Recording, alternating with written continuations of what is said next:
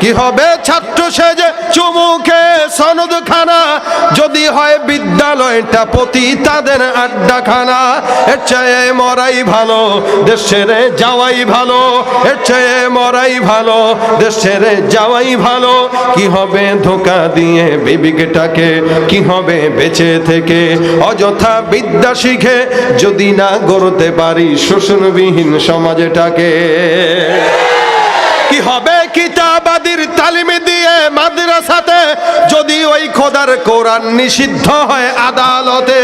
কি হবে কিতাবাদির তালিমে দিয়ে মাদ্রাসাতে, যদি ওই খোদার কোরআন নিষিদ্ধ হয় আদালতে।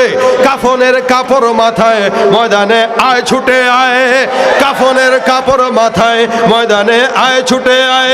বিলিয়ে দে না তোদের জীবনটাকে, কি হবে বেঁচে থেকে অযথা বিদ্যা শিখে, যদি না গড়তে পারি শোষণবিহীন সমাজটাকে। কি হবে লেখালেখি কলমবাজির এই মহড়া, সমাজের আসল চিত্র যদি না যায় তুলে ধরা।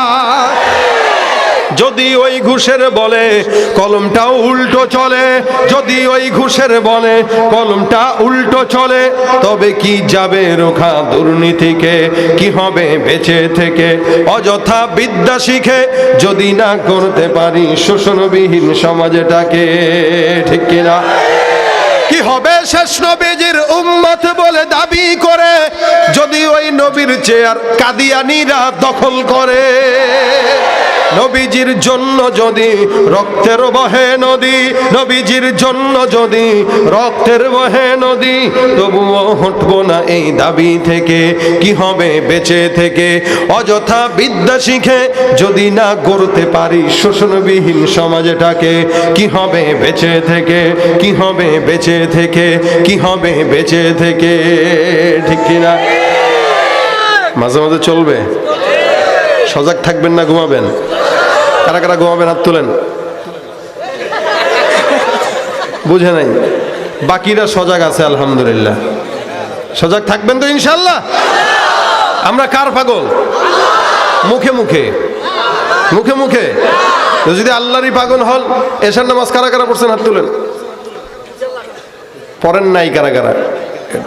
এটা হাত তুলবে না, এটা হাত তুলবে না। যদি নামাজ পড়ি না, এটা আবার হাত তোলা যায়?